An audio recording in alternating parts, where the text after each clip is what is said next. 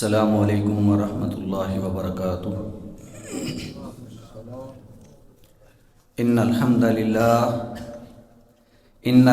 للہ نحمده ونستعینه ونستغفره ونعوذ باللہ من شرور انفسنا ومن سیئات اعمالنا من يهده الله فلا مضل له ومن يضلل فلا هادي له وأشهد أن لا إله إلا الله وحده لا شريك له وأشهد أن محمدا عبده ورسوله يا أيها الذين آمنوا اتقوا الله حق تقاته ولا تموتن إلا وأنتم مسلمون يا أيها الناس اتقوا ربكم الذي خلقكم من نفس واحدة وخلق منها زوجها وبث منهما رجالا كثيرا ونساء واتقوا الله الذي تساءلون به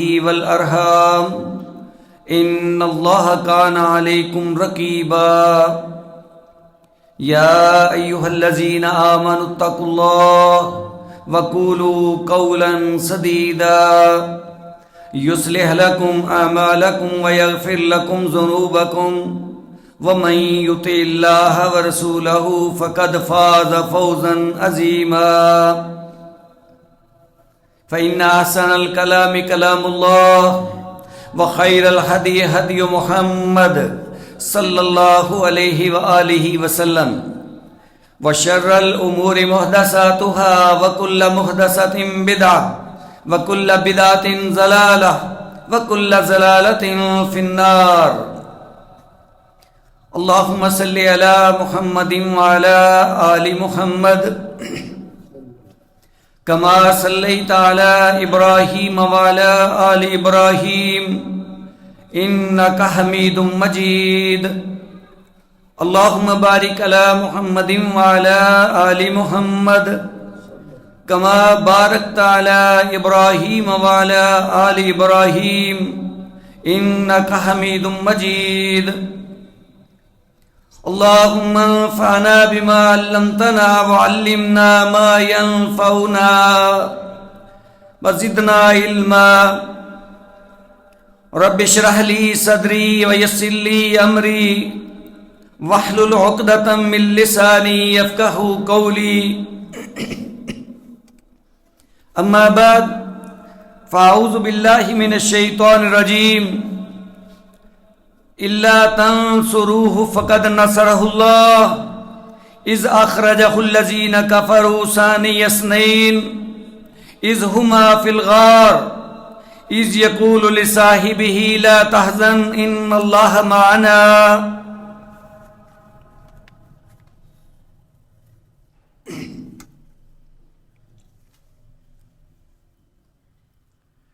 اللہ سبحانہ و تعالیٰ نے لوگوں کی رہنمائی کے لیے بھرپور انتظام فرمایا ہے، اور یہ رہنمائی اور ہدایت ہمارے لیے نجات کا باعث ہے۔ گویا اللہ سبحانہ و تعالیٰ ہماری نجات، ہدایت، رہنمائی کے لیے اپنا قیمتی انعام ہمارے اوپر فرمانے والے ہیں۔ اب نصیب کی بات ہے کہ کون کس حد تک اپنے لیے ہدایت کو پسند کرتا ہے۔ اس کے لیے محنت اور کوشش کی ضرورت ہے۔ جو کوئی جس قدر ہمت کرے گا، کوشش کرے گا، محنت کرے گا، اسی حساب سے وہ اپنا حصہ پا لے گا۔ اگر ہم اپنی تاریخ کو دیکھتے ہیں تو پھر اسلام کی تاریخ میں یہی نظر آتا ہے کہ جس نے جتنی محنت کی اسی قدر وہ کامیاب ہوا، اور اس کے لیے اللہ سبحانہ و تعالی نے تبلیغ کا بہانہ بھی بنایا، جہاد کا سلسلہ بھی جاری کیا، یعنی محنت اور کوشش کے اندر حتی المقدور زبان سے کہنے سے لے کر کے ہاتھ سے روکنے تک یہ کوشش کرنے کا ہمیں حکم ہے۔ اب آپ صلی اللہ علیہ وسلم کی آمد اس دنیا کے اندر اور اس کے بعد صحابہ کرام کی اس ضمن میں کوشش یہ نمایاں ہے۔ سو آپ کے ساتھیوں اور صحابہ کی مناسبت سے آج کا ہمارا یہ مل بیٹھنا اور وعظ و نصیحت، آج کا دن سیدنا جناب ابو بکر صدیق رضی اللہ تعالیٰ عنہ کی وفات کا دن ہے، اور آپ کے صحابہ کرام کی طرف اگر ہم نظر دوڑائیں تو ہمیں یہ بات نظر آتی ہے کہ جناب صدیق رضی اللہ تعالیٰ عنہ کی محنت اور کوشش اور ان کا ایمان یہ نمایاں حیثیت کا حامل ہے، اور آپ کی شخصیت وہ شخصیت ہے جن کا ذکر رب تعالی نے قرآن مجید کے اندر اس انداز سے فرمایا کہ جب جہاد کا میدان ہے، مسلمانوں کو اللہ سبحانہ و تعالیٰ اس انداز سے خبردار فرما رہے ہیں کہ اللہ تنصروہ فقد نصرہ اللہ، اے میرے نبی کے ماننے والوں مسلمانوں، آج تمہارا اسلام کے لیے اپنے نبی کا سپورٹر بننا، مدد کرنا بہت ضروری ہے۔ اور سنو، اگر آج تم نے ہمت نہ دکھائی، دشمن کے مد مقابل کھڑے نہ ہوئے، تو پھر یہ مت سمجھو کہ شاید ہمارا مالک کمزور ہے۔ اللہ فرماتے ہیں اگر آج تم ہمارے نبی کے امدادی نہیں بنو گے، فقد نصرہ اللہ، یہ بات تمہارے ذہنوں میں رہے، اللہ تو اپنے بندے کی مدد پہلے بھی کر چکا ہے۔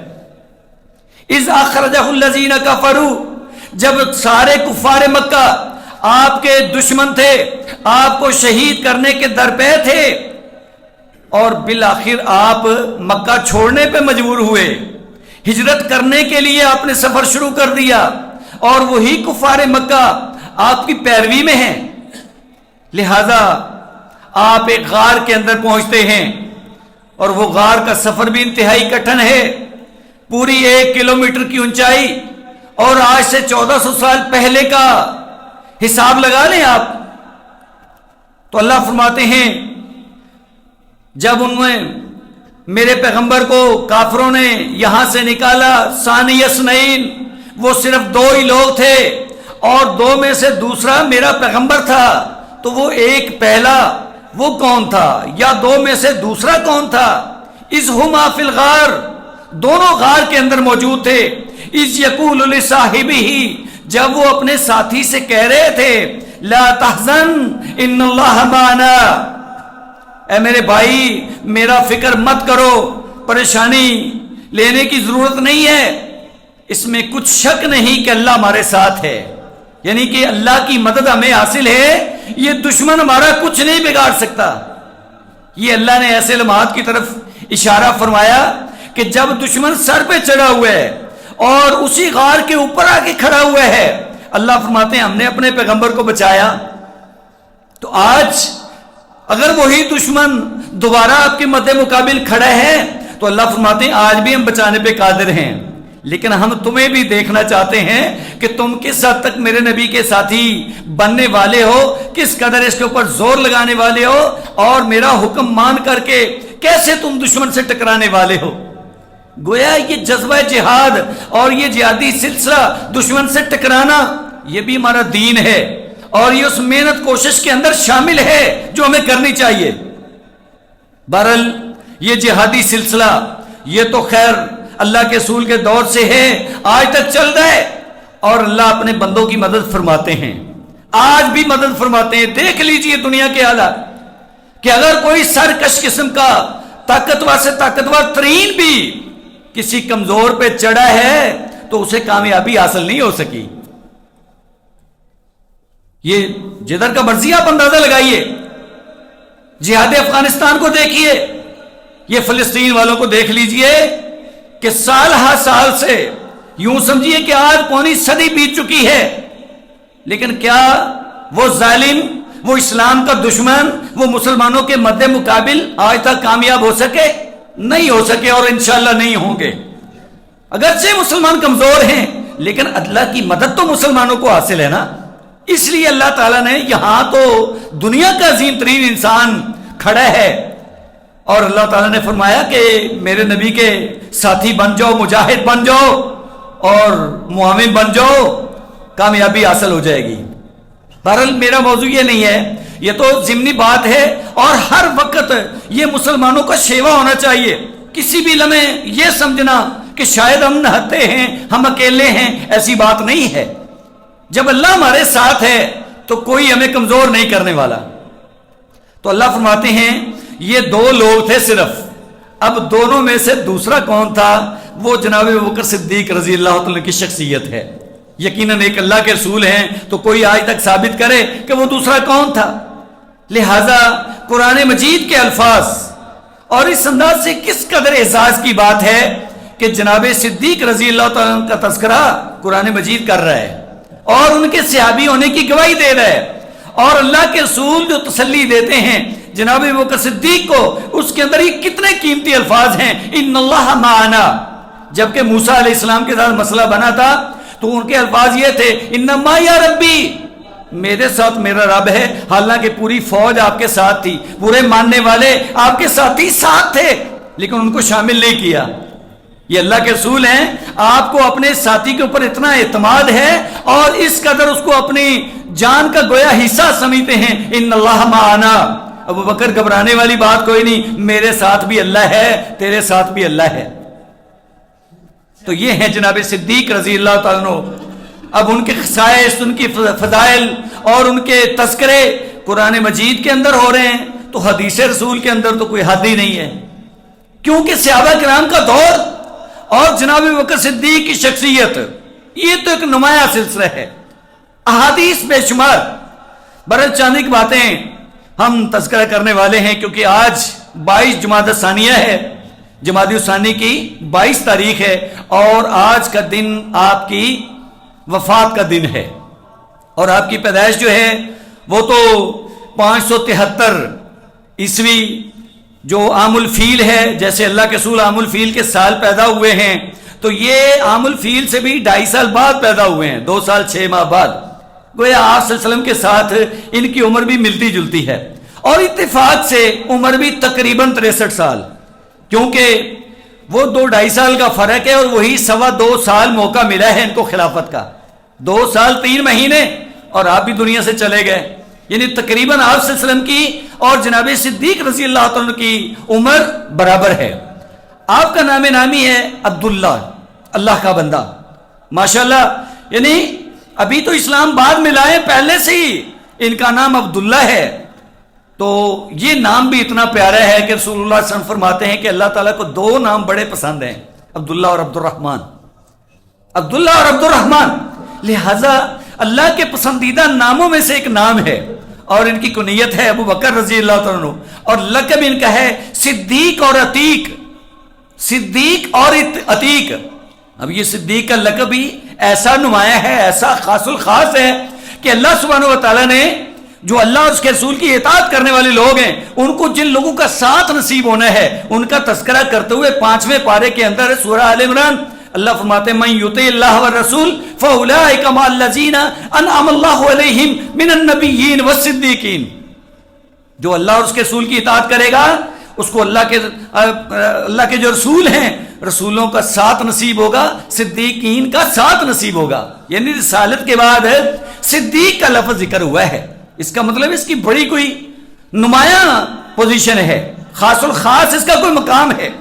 اور دوسرے نمبر پہ عتیق کا لفظ یہ ان کو لقب میں ملا ہے، اور یہ بھی پیارے پیغمبر کی زبانی کہ آپ ماں جی عائشہ رضی اللہ تعالیٰ عنہ فرماتی ہیں کہ میں گھر میں موجود تھی تو میرے ابو جی تشریف لاتے ہیں، اور اللہ کے رسول کیا فرماتے ہیں انت عتیق اللہ من النار، اے ابو بکر تم اللہ کے آزاد کردہ ہو جہنم سے، یعنی کہ تم جہنم سے آزاد ہو۔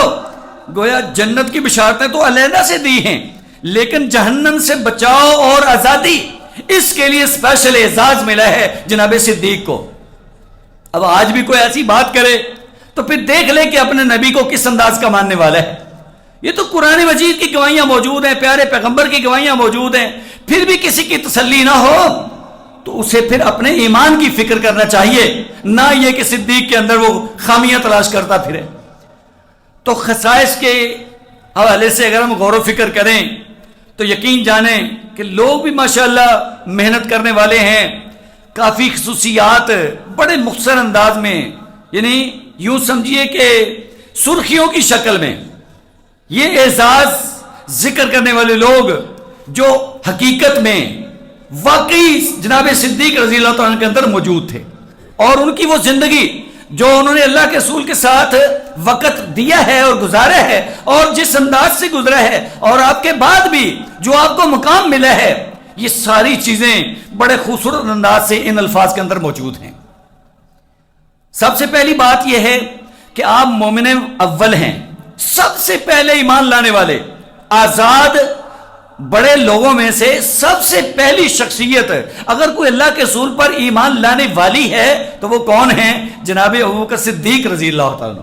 کتنی بڑی بات ہے کہ سارے لوگ انکار کر رہے ہیں, ٹھکرا رہے ہیں, دلائل مانگ رہے ہیں, دیکھ رہے ہیں حالات, لیکن جناب صدیق یہ ایسے جانثار ساتھی ہیں, یہ ایسے اللہ کے رسول کے پیارے ہیں کہ بس آپ نے دعوت دی ہے, ایسے سلیم الفطرت, ایسی اچھی طبیعت والے, انکار ہی نہیں کیا, آپ نے دعوت دی ہے, فوری مان لیا ہے.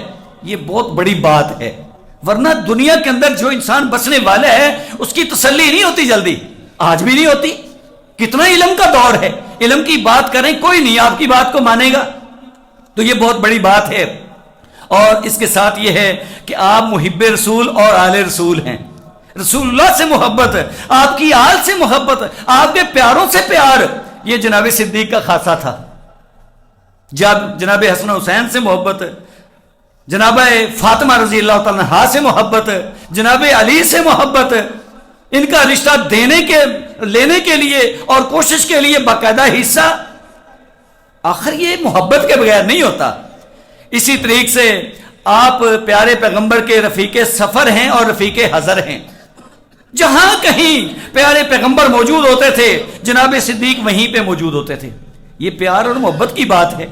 جس قدر جس کسی کے ساتھ لگن ہوتی ہے انسان اس کی قربت کی کوشش کرتا ہے کہ زیادہ سے زیادہ وقت اپنے دوست کے ساتھ گزاروں. تو یہ تو پیارے پیغمبر ہیں, یہ تو اللہ کے رسول ہیں. وہ شخص کتنا قابل فخر ہے جس نے اس قدر ٹائم دیا کہ نہ وقت کی پرواہ کی ہے, نہ مال کی پرواہ کی ہے, نہ جان کی پرواہ کی ہے. آپ یہ جو سفر کا یہ سفر ہجرت ہے, ہجرت کے لیے جو سفر کر رہے ہیں, یہ جان کو ہتھیلی پہ رکھنے والی بات ہے. یہ کوئی اتنی آسان سی بات نہیں تھی. جب دشمن اللہ کے رسول کی پیروی پہ ہے کہ ہم نے پیارے پیغمبر کو شہید کرنا ہے, اگر کوئی ساتھ نبھانے والا ہے, گھر سے لے کے چلنے والا ہے, اور وہی سلسلہ جو غار والا, اور پھر اس سے نکل کر کے مدینہ شریف تک کا سفر, یہ تھوڑا سفر ہے, 460 کلومیٹر کتنا سفر ہے, یہ اتنا لمبا سفر ہے. اور اس سفر میں جناب صدیق رضی اللہ تعالیٰ ساتھ ہیں, اور پیچھے سے جو مدد آ رہی ہے اور سواری جو میسر کی ہے وہ جناب صدیق کی ہے, گویا اس انداز کے معاون. اور پھر یہ دیکھ لیجئے کہ یہ اعزاز ملا ہے. اللہ کے رسول فرماتے ہیں کہ تو میرا غار کا بھی ساتھی ہے, تو میرا کل قیامت والے دن حوض کا بھی ساتھی ہوگا. وصاحبی علی الحوض, یعنی کل جو حوض کوثر ہوگا جہاں میں کھڑا ہو کے لوگوں کو پانی پلاؤں گا, ایسا پانی کہ وہ پینے کے بعد کبھی پیاس نہیں لگے گی, وہاں بھی جناب صدیق رضی اللہ تعالیٰ عنہ ساتھ کھڑے ہوں گے.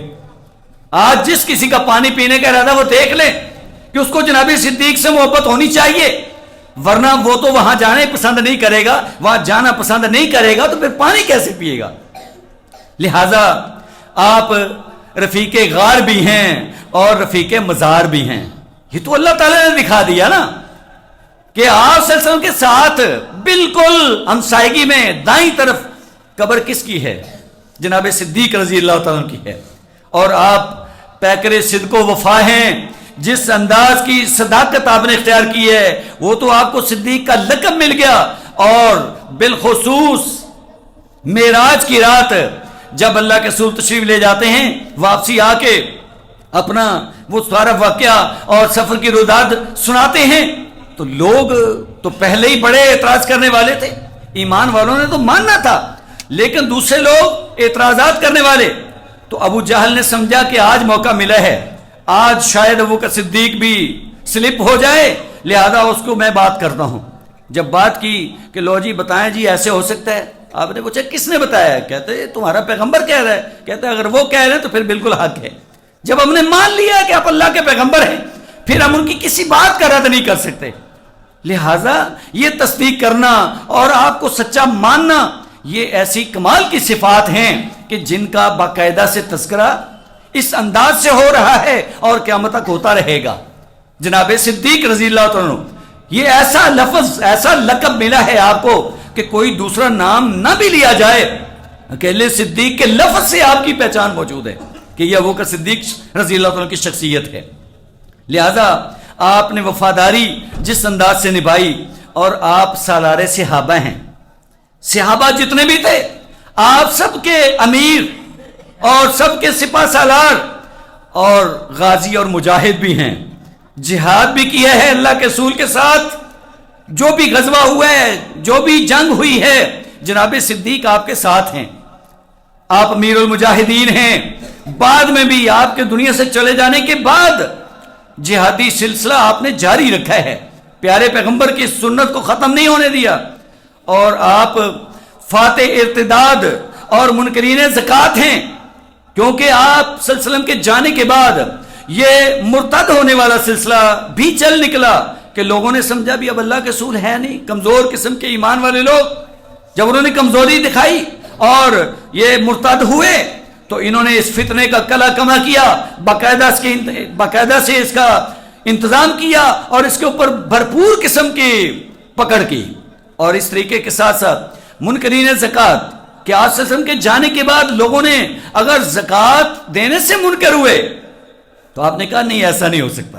آپ نے فوری ان کی بھی بھرپور گرفت کی، اور آپ نے یہ بھی کہا کہ جو شخص آج نماز اور زکوٰۃ کے درمیان فرق کرے گا میں اس کا سر اتار دوں گا. جناب عمر رضی اللہ عنہ کہتے ہیں یہ کیسے؟ اے ابوبکر، آپ ایک کلمہ پڑھنے والے کو کیسے ختم کر دیں گے اور اس کو قتل کر دیں گے؟ تو آپ کے الفاظ بڑے زبردست تھے، حالانکہ آپ بڑے دھیمے قسم کے انسان. اور جناب عمر رضی اللہ عنہ تو شیر دل جوان تھے، بڑے بہادر قسم کے، نڈر قسم کے، کفر سے پہلے بھی، کفر کی حالت کے اندر، اسلام سے پہلے اور کفر کے بعد بھی. لیکن اس کے باوجود وہ دل میں بس کوئی نرمی والی بات آ جاتی کہ وہ وقت تم لڑائی کرو گے. آپ نے فرمایا ہاں میں اس شخص کے ساتھ لڑائی کروں گا جو نماز اور زکوٰۃ کے درمیان فرق کرے گا، کیونکہ اللہ کے رسول کا یہ فرمان ہے کہ مجھے یہ حکم ملا ہے کہ میں لوگوں کو اسلام کی دعوت دوں اور نماز اور زکوٰۃ کی دعوت دوں، لہذا جو کوئی اس میں فرق کرے گا میں تو اس سے جنگ کروں گا. اور جناب عمر کہتے ہیں بعد میں نے دیکھ لیا کہ واقعی اللہ تعالیٰ نے آپ کو اس کے اندر کامیابی دی. اور جناب عمر رضی اللہ عنہ آپ کے ان لمحات کے اوپر فخر کیا کرتے تھے، باقاعدہ ایک دفعہ ذکر کر کے رونے لگ گئے. جناب ابوبکر صدیق رضی اللہ عنہ کی وفات کے بعد کہتے کاش ان کا وہ ایک دن اور ایک رات اتنی قیمتی ہے، رات وہی سفر والی، غار والی، اور دن یہ والا کہ جب آپ ڈٹ گئے تھے ان منکرین زکوٰۃ کے مد مقابل. کہتے ہیں کاش میری ساری زندگی کی نیکیاں جناب صدیق لے لیں اور مجھے ایک دن یا ایک رات کی نیکیاں دے دیں. یہ ایک ایک دن اور ایک ایک رات جناب صدیق کی اس قدر نمایاں ہے، اتنا عظیم انسان. لہذا اس کے ساتھ ساتھ یہ مختلف فتنے نکلے تھے، فتنہ ارتداد، مرتد ہونے والا فتنہ، زکوٰۃ کا فتنہ، اور منکرین جو ختم نبوت ہیں، یہ نبی بننے کا دعویٰ کر دینا، یہ تو بہت پرانی بات ہے نا. یہ آج مرزا غلام احمد قادیانی تو نہیں کھڑا ہوا. اس وقت بھی لوگوں نے آپ صلی اللہ علیہ وسلم کے جانے کے بعد نبوت کا دعویٰ کیا، آپ نے ان کے خلاف بھی جہاد کیا اور آپ کامیاب ہوئے. آپ فاتح ہیں. منکرین ختم نبوت کو آپ نے ان کا کلا کما کیا ہے، اور آپ مصلی رسول کے وارث ہیں، آپ کی زندگی کے اندر بھی اور آپ کی وفات کے بعد بھی. دیکھ لیں آپ 17 نمازیں آپ نے اللہ کے رسول کی موجودگی کے اندر وہ مصلی رسالت کے اوپر کھڑے ہو کے پڑھائی ہیں، اور 2 سال 3 ماہ کا عرصہ جو ہے آسرم کے جانے کے بعد جو آپ کو خلافت ملی ہے وہ بھی آپ کے سامنے، آپ سارے مسلمانوں کے امام ہیں اور امیر المومنین ہیں اور جانشین سید المرسلین ہیں، آپ پیارے پیغمبر کے جانشین کے طور پہ افضل الخلق کے بعد الانبیاء والرسل، کہ نبیوں اور رسولوں کے بعد یہ مخلوق میں سے بہترین انسان، اس میں کوئی شک نہیں کہ صرف اور صرف جناب صدیق رضی اللہ تعالیٰ عنہ۔ اور صحابہ بیان کرتے ہیں کہ اللہ کے رسول کی زندگی کے اندر یہ حالات تھے، ہم یہ کہا کرتے تھے کہ نبی صلی اللہ علیہ وسلم کے بعد سب سے زیادہ فضیلت والا انسان ابو بکر ہے، پھر عمر ہے، اب اس کے بعد وہ تقریباً کوئی خاص کسی کا ذکر نہیں کرتے تھے، اور کبھی کبھار ذکر ہوا جناب عثمان کا، بس 3 کے بعد کسی کا نام نہیں لیا انہوں نے۔ حالانکہ اب ہم تو یہ کہتے ہیں کہ خلفائے راشدین، خلیفہ راشد، خلیفہ اول یہ کون ہیں؟ خلیفہ بلا فصل، بغیر درمیان میں کوئی فاصلہ نہیں ہے، اگر خلافت ملی ہے تو کس کو ملی ہے؟ اب تو یہ اللہ تعالیٰ نے یہ بات ثابت کر دی ہے، اب تو ہمارے سامنے ہے یہ چیز۔ اب کوئی اگر اس بات سے انکار کرتا ہے تو کس بنیاد پہ انکار کرتا ہے؟ کیا وہ اللہ کی تقدیر کا منکر ہے؟ لازمی بات ہے کہ اب تو جو حقیقت تھی اس کے مطابق عمل ہو چکا، اور جو اللہ کو منظور تھا وہی ہوا۔ اب اگر کوئی کہتا ہے کہ خلیفہ بلا فصل کوئی اور ہے تو لازمی بات ہے اپنے دماغ کا علاج کروائے، کیونکہ اللہ کے رسول کے جانے کے بعد اگر یہ خلافت ملی ہے تو کس کو ملی ہے؟ جناب صدیق رضی اللہ تعالیٰ عنہ کو۔ اور یہ شرف صحابیت کا شرف جو ہے یہ بھی کمال کا ہے، اور جو آپ کی خدمات جس انداز سے ان سارے لوگوں کا باقاعدہ حصہ ہے وہ بھی بڑا زبردست ہے۔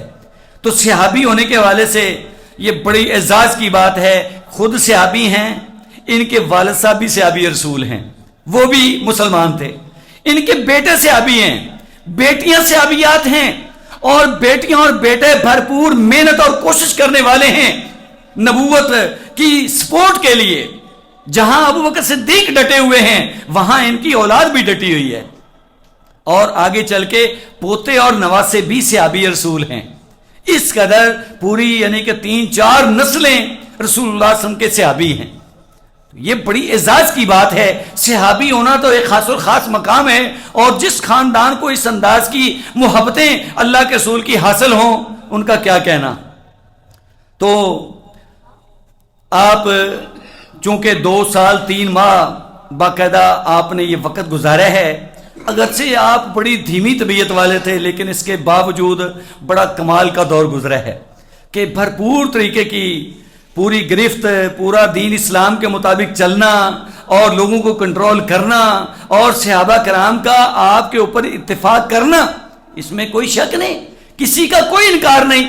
اور لوگوں نے یہ سمجھا، بلکہ رسول اللہ صلی اللہ علیہ وسلم جب دنیا سے چلے جاتے ہیں تو جناب ابو بکر صدیق رضی اللہ تعالیٰ بھی موجود ہیں، جناب عمر رضی اللہ تعالیٰ کیا کہتے ہیں کہ کوئی یہ نہ کہے کہ اللہ کے رسول دنیا چھوڑ گئے ہیں، آپ فوت ہو گئے ہیں، جذباتی ہو گئے، کہتے ہیں میں اس کا سر اتار دوں گا جو یہ کہے گا کہ اللہ کے رسول دنیا چھوڑ کر چلے گئے ہیں۔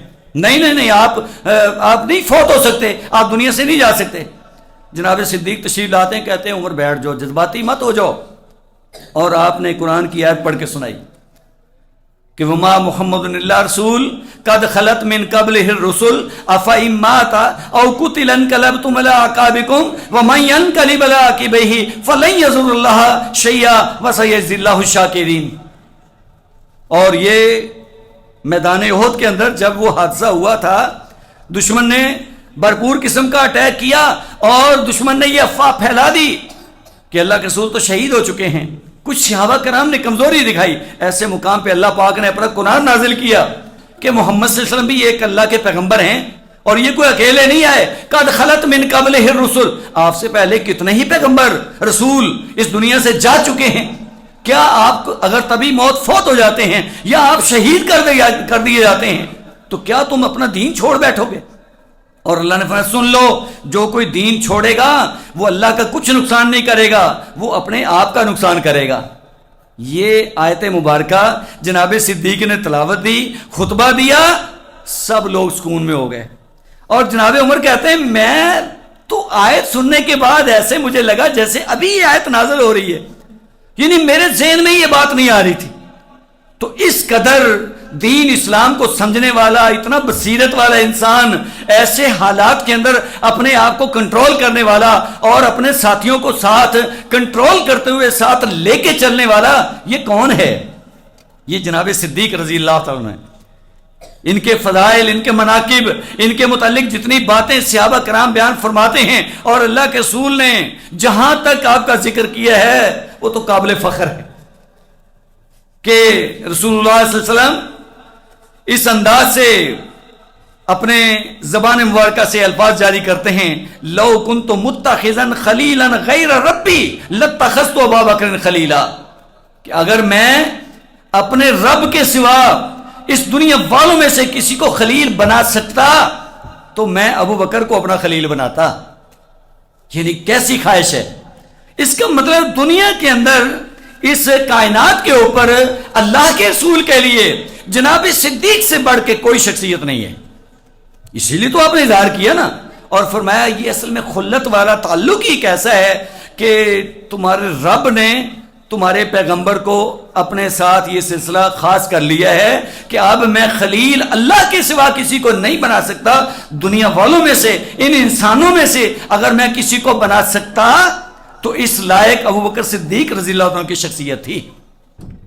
تو دیکھ لیں، اب یہ تو بہت زبردست اعزاز کی بات ہے نا کہ اللہ کے رسول، یہ زبان رسالت ہے، اس قدر اعزاز کی بات یہ کس کو حاصل ہو رہی ہے؟ تو یہ ہیں جناب صدیق رضی اللہ تعالیٰ عنہ. یہ ایمان کی کیفیات ہیں، یہ انسان کی محنت اور کوشش ہے. وہ بھی ایک انسان ہی تھے، کوئی فرشتے تو نہیں تھے، وہ کوئی جن تو نہیں تھے، وہ بھی ہماری طرح کے ایک انسان تھے. لیکن انسان کی ہمت اور کوشش ہوتی ہے، دین کے لیے محنت ہوتی ہے. تو آپ نے وہ محنت کی ہے جو شاید کوئی اور نہیں کر سکا. حالانکہ ایک سے ایک بڑھ کے ہیں. صحابہ کرام کی قربانیاں کمال کی قربانیاں ہیں، لیکن جناب صدیق رضی اللہ عنہ نے جس انداز سے اپنے آپ کو پیش کیا ہے کہ اگر اللہ کے رسول نے مال مانگا ہے تو گھر سے سارا مال لا کے حاضر کر دیا ہے. جناب عمر مقابلہ کرنے والے کہتے ہیں میں نے بھی کہا ابھی آج قدرتی گھر کے اندر بڑا مال موجود ہے، اب میں ایسے کرتا ہوں آدھا مال لے چلتا ہوں، کون مجھ سے آگے بڑھے گا. یہ لوگوں کے جذبات تھے، صحابہ کرام کے ہمت تھی، ان کی دین کے لیے محنت تھی کہ آدھا مال ہی اٹھا کے لے آئے. اللہ کے رسول نے بھی تسلیاں کروائی ہیں نا. فرمایا ہاں عمر کیا لے کے آئے ہو؟ کہتے جی آدھا مال لے کے آ گئے ہوں. بڑی قربانی ہے. ہاں آپ بھی سوچ لیں ذرا کہ جتنا کچھ ہمارے پاس ہو اگر ہم آدھا اللہ کی راہ میں دے دیتے ہیں، یہ چھوٹی سی قربانی نہیں ہے. یہ جناب عمر رضی اللہ عنہ کی شخصیت ہے. لیکن جناب ابو بکر صدیق رضی اللہ عنہ سے جب پوچھا جاتا ہے ابو بکر کیا لے کے آئے ہو؟ کہتے جی جو کچھ گھر میں تھا سب کچھ لے کے آ گیا ہوں، گھر میں اللہ اور اس کے رسول کی محبت چھوڑ کے آیا ہوں. ہاں جی آسان بات ہے، شاید ہمیں آسان لگے، لیکن کوئی کر کے نہیں دکھا سکتا اس طرح. گھر کے اندر جو کچھ ہے سارا مال لا کے جناب رسالت کے سامنے پیش کر دینا، یہ کوئی معمولی سی بات نہیں ہے. تو دیکھ لیں ایمان کی یہ کیفیت ہے کہ اپنا وقت دیا ہے، اپنا مال دیا ہے اور اپنی جان تک کی پرواہ نہیں کی. ہر وقت حاضر ہیں. یہ تو بس اللہ تعالیٰ کی مرضی ہے. اللہ نے اعزاز بخشا کہ رسول اللہ صلی اللہ علیہ وسلم کی بھی وفات ہوئی ہے، آپ میدان جہاد کے اندر کھڑے ہوئے ہیں، لیکن اللہ نے آپ کو بچایا. اسی طریقے سے جناب صدیق رضی اللہ تعالیٰ کو بھی اللہ نے بچایا. اس کے بعد باقی سارے دیکھیں اکثر شہداء ہیں، تینوں خلفائی وہ شہید ہو رہے ہیں. تو بہرحال یہ ہیں وہ شخصیت جن کا نام نامی ہے عبداللہ بن ابی قحافہ، جناب صدیق، جناب عتیق. اللہ سبحانہ و تعالی ہمیں بھی ایسے عظیم لوگوں کی ایمان کو اپنانے اور ان کے اسوہ کو اختیار کرنے کی توفیق عنایت فرمائیں. یقیناً بہت بڑی بات ہے. اللہ پاک ہمیں اپنے ایمان کو قابل قدر بنانے کے لیے ایسے ہی طریقے اختیار کرنے کی توفیق نصیب فرمائیں. وصلی اللہ علی النبی.